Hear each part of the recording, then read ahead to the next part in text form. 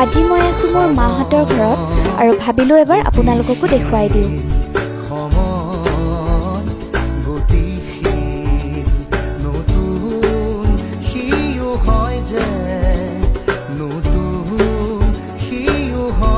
আৰু এইটো হৈছে আমাৰ মৰমৰ ৰলো।